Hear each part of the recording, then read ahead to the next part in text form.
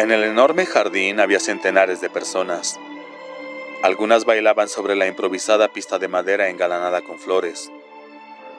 Otras permanecían sentadas junto a las largas mesas cubiertas de sabrosos manjares y vino tinto.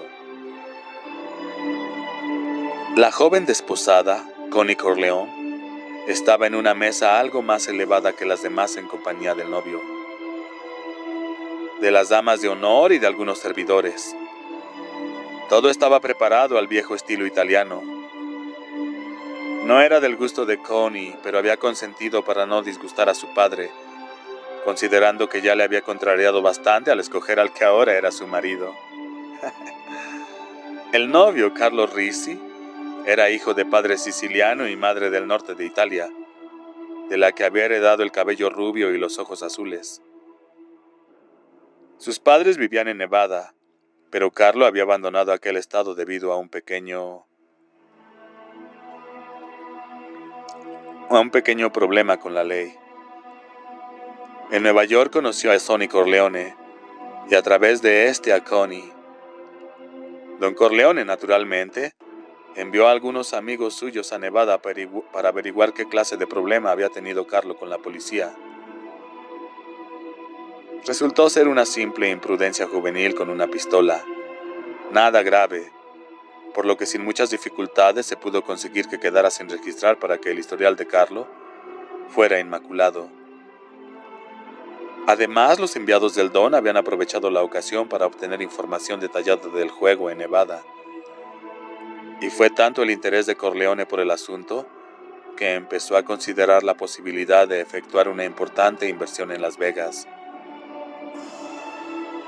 Parte de la grandeza del Don radicaba en que sabía sacar partido de todo. Connie Corleone no era una belleza. Delgada y nerviosa, tenía todas las probabilidades de convertirse en una vieja gruñona. Pero ese día, con su blanco vestido de novia y su aire virginal, parecía casi hermosa. Bajo la mesa de madera, su mano descansaba sobre uno de los fuertes muslos de Carlo, mientras sus gruesos labios de Cupido enviaban un beso al que ya era su marido. Encontraba a Carlo increíblemente guapo.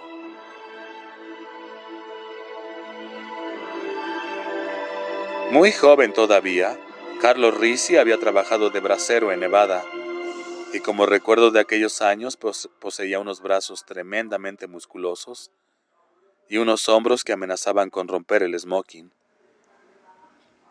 Contempló los amorosos ojos de su esposa y le sirvió vino. Se mostraba afectadamente cortés con ella, como si estuviera representando una comedia.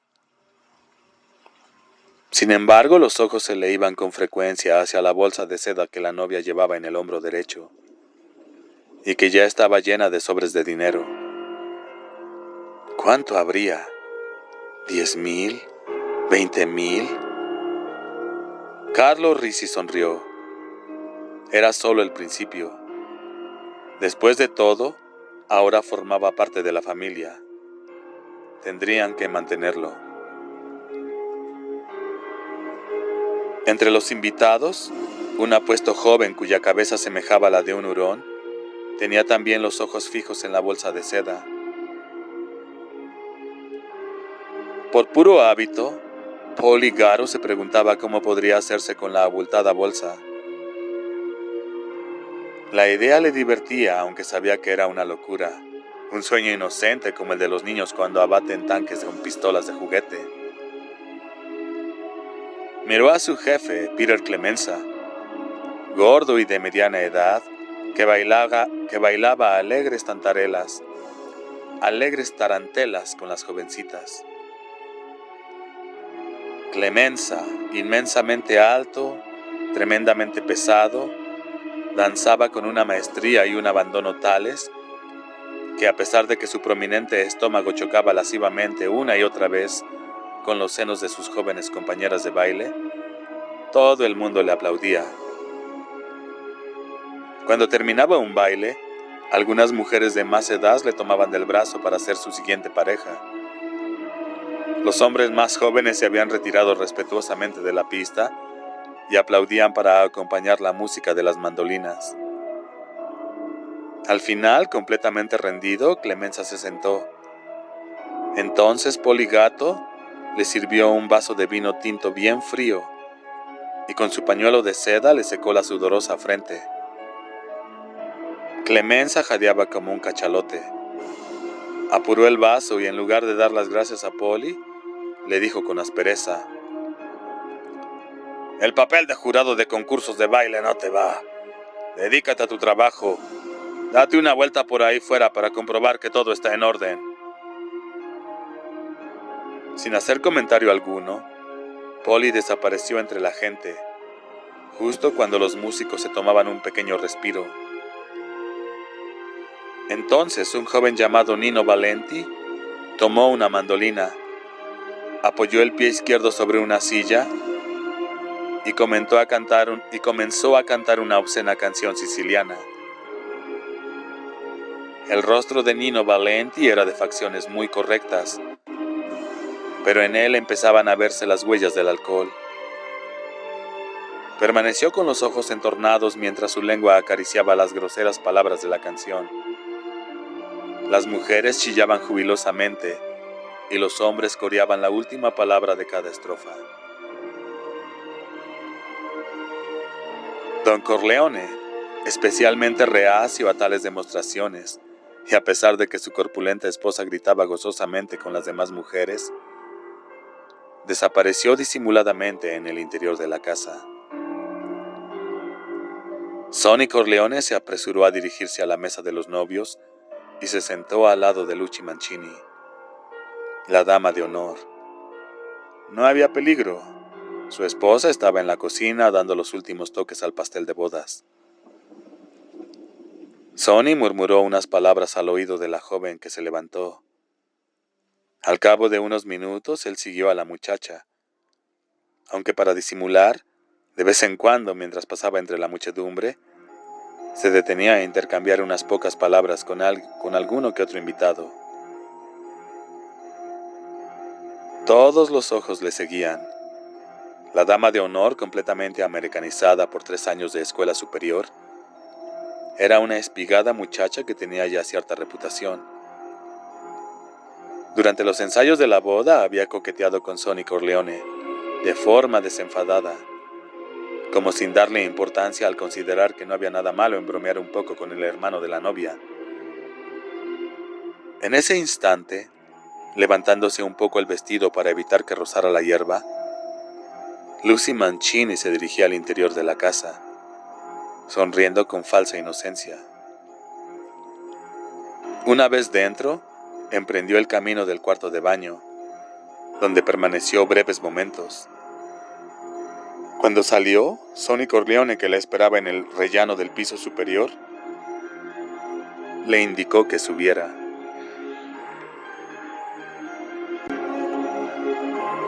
Desde detrás de la ventana cerrada del despacho de Don Corleone, Thomas Hagen contemplaba la fiesta que se celebraba en el jardín. A su espalda, las paredes estaban cubiertas por estanterías atestadas de libros de derecho. Hagen era el abogado del Don, además de su consigliere, y como tal, su posición dentro de la familia era de capital importancia. Pese a no pertenecer a ella, en aquella habitación, él y el Don habían resuelto muchos problemas, algunos verdaderamente espinosos.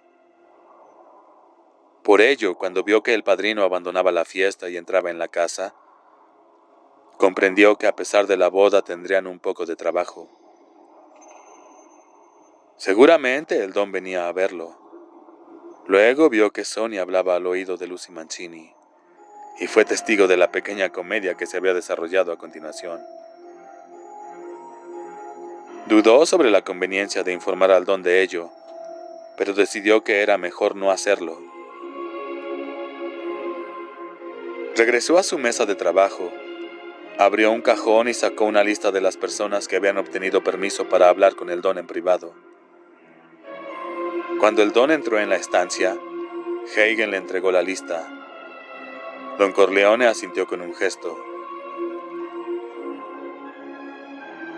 Deja a Bonacera para el final, indicó. Hagen salió al jardín, donde los que habían solicitado entrevista estaban reunidos alrededor del barril de vino, y señaló al panadero, el gordo Nazorín. Don Corleone recibió al hombre con un abrazo. De niños habían jugado juntos allá en Italia, y su amistad nunca se había roto. Cada año, por Pascua, Don Corleone recibía unas tortas grandes como ruedas de camión, hechas de queso y trigo, con la corteza de color dorado. En Navidad y en ocasión de fiestas familiares, toda clase de pasteles, confeccionados en el horno de Nazorín, proclamaban el respeto que éste sentía por el don. Y desde hacía largos años, malos y buenos, Nazorín pagaba religiosamente su tributo a la unión de panaderos organizada por el don. Nunca había pedido un favor a excepción de los cupones para adquirir azúcar durante la guerra.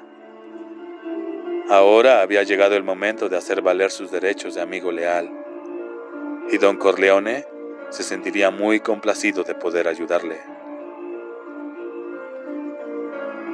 Don Vito dio al panadero un cigarro di Nobili y un vaso de dorado Strega, y apoyó la mano en el hombro de Nazorín, como animándole a hablar. Una prueba evidente de la humanidad del don. Por amarga experiencia sabía cuánto valor se necesitaba para pedir un favor a un amigo.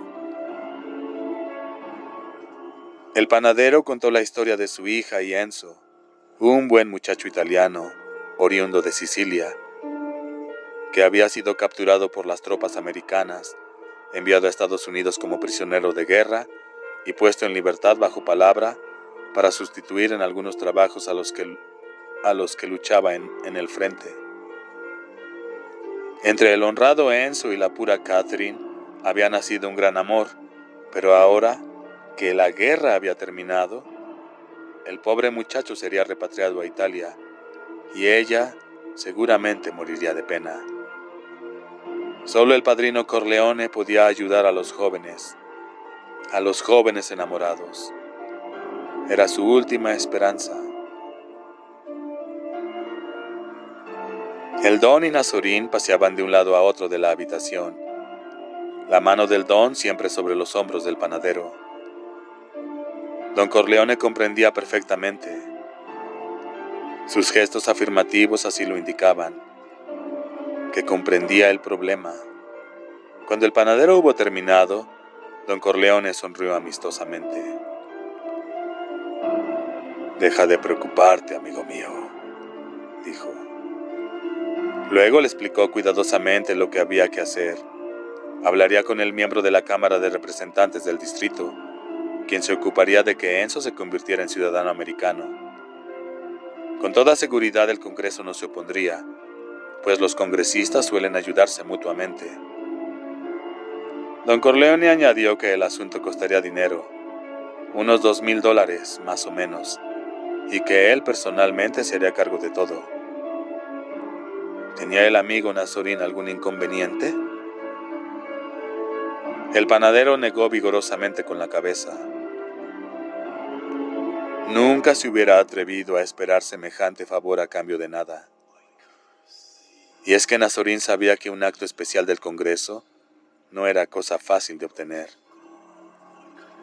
El panadero casi lloraba de agradecimiento.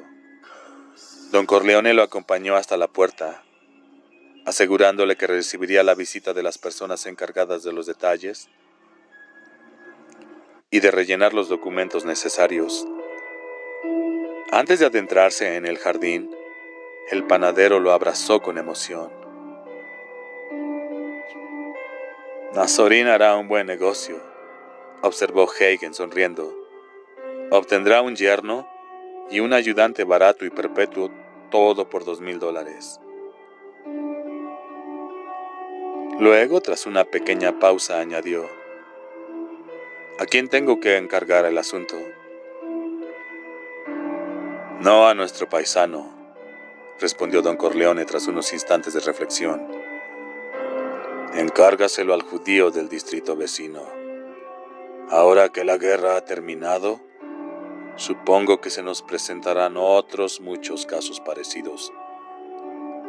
Deberíamos tener más gente en Washington para que pudiera absorber el trabajo que nos espera, y eso sin alterar los precios.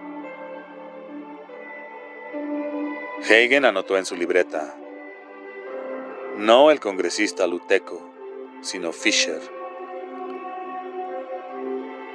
El hombre que Hagen acompañó en segundo lugar estaba atormentado por un problema muy simple. Se llamaba Anthony Coppola y era hijo de un hombre con el que Don Corleone había trabajado en su juventud, en el tendido de una vía ferroviaria. Necesitaba $500 para abrir una pizzería y pagar el depósito de los muebles y enseres, incluido el horno especial, y por razones que no van al caso, no querían concederle el crédito. El don sacó de uno de sus bolsillos un fajo de billetes y contó, pero el dinero no alcanzaba. «Préstame $100. Te los devolveré el lunes cuando vaya al banco», dijo a Tom Hagen sonriendo. Coppola se apresuró a asegurar que con 400 ya se las arreglaría, pero Don Corleone le dio un golpecito amistoso en el hombro. «Esta boda me ha dejado un poco corto de dinero», le confesó humildemente como disculpándose. Don Corleone tomó el dinero que le entregaba Hagen, lo añadió al que había sacado de su bolsillo y se lo tendió todo a Anthony Coppola. Hagen no podía disimular su admiración. El don siempre insistía en que si un hombre es verdaderamente generoso, hace los favores de un modo personal. Seguro que Anthony Coppola se sentía halagado al ver que un hombre como el don pedía prestado para él. Naturalmente, Anthony Coppola sabía que el don era millonario. Pero ¿cuántos millonarios habrían hecho por un hombre amigo lo que Don Corleone acababa de hacer?